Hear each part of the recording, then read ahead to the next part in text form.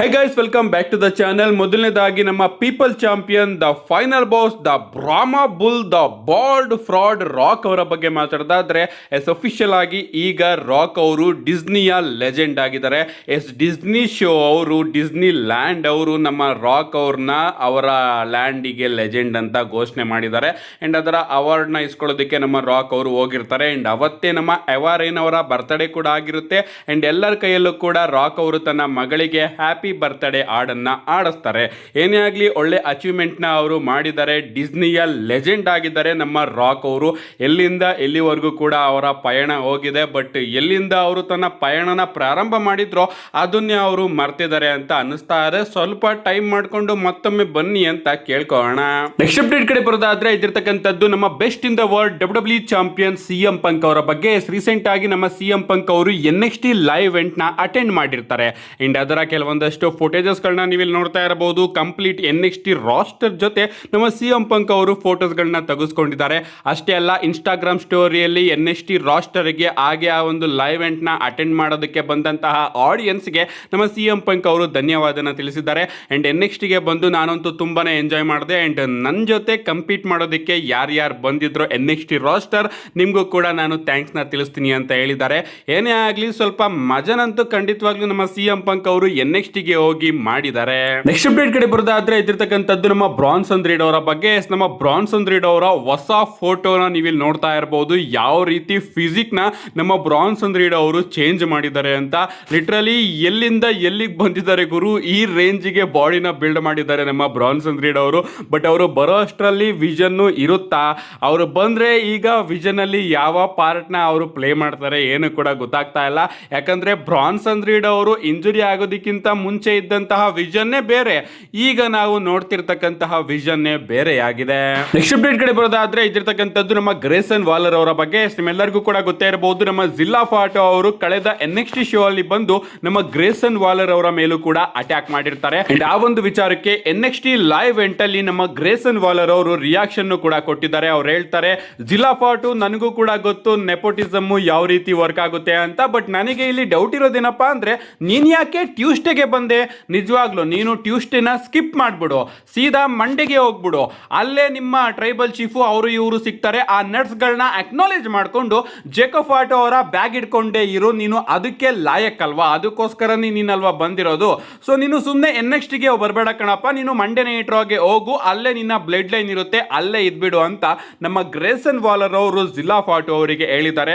ನೋಡಬೇಕು ನಮ್ಮ ಜಿಲ್ಲಾ ಫಾಟೋ ಅವರು ನೆಕ್ಸ್ಟ್ NXT ಶೋಗೆ ಬಂದಾಗ ಇದಕ್ಕೇನಾದ್ರೂ ಆನ್ಸರ್ನ ಕೊಡ್ತಾರ ಅಂತ. ಒಟ್ಟಿನಲ್ಲಿ ನಮ್ಮ ಗ್ರೇಸನ್ ವಾಲರ್ ಅವರ ಕ್ಯಾರೆಕ್ಟರ್ ಈಗ ಚೇಂಜ್ ಆಗಿದೆ. NXTಗೆ ಹೋಗಿ ಅವರು ನಿಜನ ಹೊರಗಡೆ ಆಗ್ತಾ ಇದ್ದಾರೆ. ಅವರು ನನ್ನ ಕೈಗೆ ಮೈಕ್ ನ ಕೊಡಿ, ನಾನು ಏನ್ ಹೇಳ್ತೀನೋ ಎಲ್ಲದನ್ನೂ ಕೂಡ ನಿಜನೇ ಹೇಳ್ತೀನಿ ಅಂತ ಹೇಳ್ತಾ ಇದ್ದಾರೆ. ಅಂಡ್ ಅದಕ್ಕೋಸ್ಕರನೇ ಅವರು ಜಿಲ್ಲಾ ಫಾಟೋ ಅವರ ಬಗ್ಗೆ ಈ ರೀತಿ ಸ್ಟೇಟ್ಮೆಂಟ್ ನ ಕೊಟ್ಟಿದ್ದಾರೆ.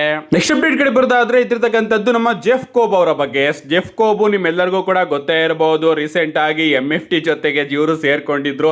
ಅಂಡ್ ನಾವೆಲ್ಲರೂ ಇವ್ರನ್ನ ಜೆಫ್ ಕೋಬ್ ಅಂತಾನೆ ಕರಿತಾ ಇದ್ವಾ, ಇವ್ರ ರಿಯಲ್ ನೇಮ್ ಏನು ಗೊತ್ತಾಗ್ತಾ ಇಲ್ಲ. ನಾನು ಹಾಕ್ತೀನಿ, ಇವ್ರ ಜೆಫ್ ಕೋಬೆ ಇವರು. ಅಂಡ್ ಇವರು ನಮಗೆ ಸೋಲೋ ಸಿಕೋ ಅವರ ಫ್ಯಾಕ್ಷನ್ ಅಲ್ಲಿ ನೋಡೋದಕ್ಕೆ ಸಿಗ್ತಾ ಇದ್ರು. ಅದಾದ್ಮೇಲೆ ಇವ್ರನ್ನ ಹಾಗೆ ನಮ್ಮ ಟೋಂಗಲವ್ ಅವ್ರನ್ನ WWE ಅವರು ರಿಲೀಸ್ ಮಾಡಿದ್ರು. ಅಂಡ್ ಈಗ ನಮ್ಮ ಜೆಫ್ ಕೋಬ್ ಅವರು NJPW ನ ಹೋಗಿ ತಲುಪಿದ್ದಾರೆ. ಅಂಡ್ ಅಲ್ಲಿ ಅವರ ರಿಟರ್ನ್ ಕೂಡ ನೋಡೋದಕ್ಕೆ ಸಿಕ್ಕಿದೆ. ಸೊ ಅಲ್ಲಿ ಇವರ ಕರಿಯರ್ ಯಾವ ರೀತಿ ಹೋಗುತ್ತೆ ಅಂತ ಕಾದ್ ನೋಡಬೇಕು.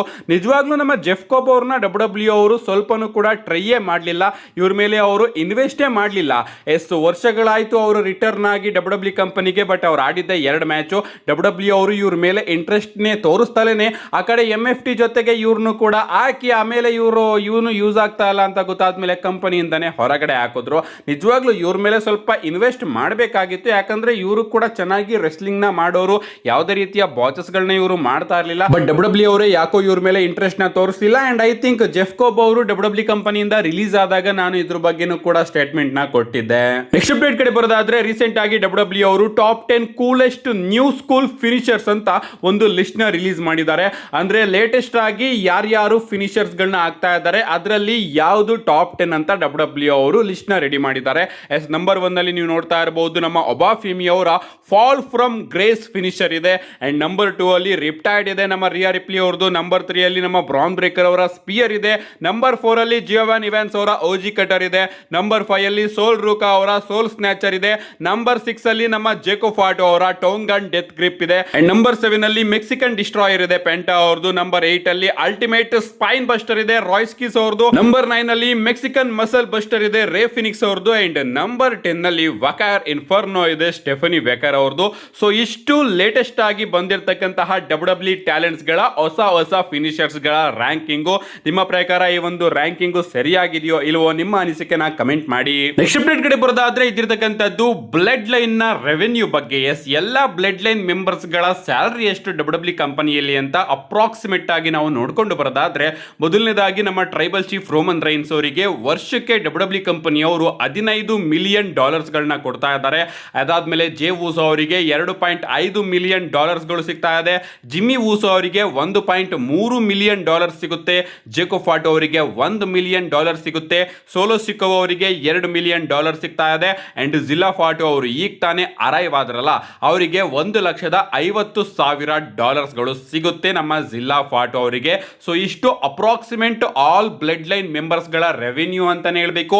ಆದಷ್ಟು ಬೇಗ ನಾನು 2026ರಲ್ಲಿ ಟಾಪ್ 10 ಡಬ್ಲ್ಯೂ ಸೂಪರ್ ಸ್ಟಾರ್ಸ್ ಗಳ ಸ್ಯಾಲರಿ ಲಿಸ್ಟ್ ನ ತಗೊಂಡು ಬಂದು ಕೊಡ್ತೀನಿ. ಅದರಲ್ಲಿ ಕಂಪ್ಲೀಟ್ ಆಗಿ ವಿವರನ ಕೊಡ್ತೀನಿ ಎಷ್ಟೆಷ್ಟು ಕೋಟಿನ ಡಬ್ಲ್ಯೂ ಸೂಪರ್ ಸ್ಟಾರ್ಸ್ ಗಳು ಸಂಪಾದನೆ ಮಾಡ್ತಾ ಇದ್ದಾರೆ ಅಂತ. ಪ್ರತಿ ವರ್ಷನೂ ಕೂಡ ತಗೊಂಡ್ ಬರ್ತೀನಿ. ಅಂಡ್ ಈ ವರ್ಷನೂ ಕೂಡ ಆದಷ್ಟು ಬೇಗ ವಿಡಿಯೋನ ತಗೊಂಡ್ ಬಂದು ಕೊಡ್ತೀನಿ. ಅಂಡ್ ಐ ಥಿಂಕ್ ಇನ್ನೊಂದು 2-3 ದಿನದಲ್ಲಿ ಈ ಒಂದು ಚಾನಲ್ ಅಲ್ಲಿ ನಿಮಗೆ ಆ ಒಂದು ವಿಡಿಯೋ ನೋಡೋದಕ್ಕೆ ಸಿಗಬಹುದು. ನಮ್ಮ ನೆಕ್ಸ್ಟ್ ಅಂಡ್ ಫೈನಲ್ ಅಪ್ಡೇಟ್ ಕಡೆ ಬರೋದಾದ್ರೆ ಇದಿರತಕ್ಕಂಥದ್ದು ನಾಳೆಯ ಮಂಡೇ ನೈಟ್ ರೋ ಬಗ್ಗೆ. ನಾಳೆ ಮಂಡೇ ನೈಟ್ ರೋ ಮಾತ್ರ most awaited Monday Night Raw ಆಗ್ತಾ ಇದೆ. ಯಾಕಂದ್ರೆ ಆ ರೀತಿಯ ಅದ್ಭುತವಾದ ವಿಚಾರಗಳು ನಮಗೆ ನಾಳೆ ಮಂಡೇ ನೈಟ್ ರೋ ಅಲ್ಲಿ ನೋಡೋದಕ್ಕೆ ಸಿಗುತ್ತೆ.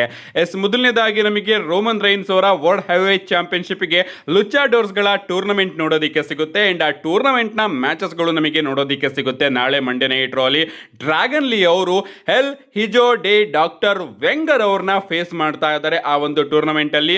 ನೋಡಬೇಕು ಈ ಒಂದು ಮ್ಯಾಚ್ ಅಲ್ಲಿ ಯಾರು ಗೆದ್ದು ನೆಕ್ಸ್ಟ್ ರೌಂಡ್ ಗೆ ಕ್ವಾಲಿಫೈ ಆಗ್ತಾರೆ ಅಂತ. ಇದಾದ್ಮೇಲೆ ರೇ ಫಿನಿಕ್ಸ್ ಹಾಗೆ ಎಲ್ ಫಿಸ್ಕಲ್ ಅವರ ನಡುವೆ ಕೂಡ ಒಂದು ಮ್ಯಾಚ್ ನೋಡೋದಕ್ಕೆ ಸಿಗ್ತಾ ಇದೆ. ನೋಡಬೇಕು ಈ ಒಂದು ಮ್ಯಾಚ್ ಅಲ್ಲಿ ಯಾರು ಗೆದ್ದು ನೆಕ್ಸ್ಟ್ ರೌಂಡ್ ಗೆ ಕ್ವಾಲಿಫೈ ಆಗ್ತಾರೆ ಅಂತ. ಇದಾದ್ಮೇಲೆ ನಮಗೆ ಸೋಲ್ ರೂಕಾ ಹಾಗೆ ಲೈರಾ ವಾಲ್ಕಾಯರ್ ಅವರ ನಡುವೆ ಕೂಡ ಒಂದು ಸಿಂಗಲ್ಸ್ ಮ್ಯಾಚ್ ನೋಡೋದಕ್ಕೆ ಸಿಗ್ತಾ ಇದೆ. ನೋಡಬೇಕು ಗೈಸ್ ಈ ಒಂದು ಮ್ಯಾಚ್ ಅಲ್ಲಿ ಏನಾಗುತ್ತೆ ಅಂತ.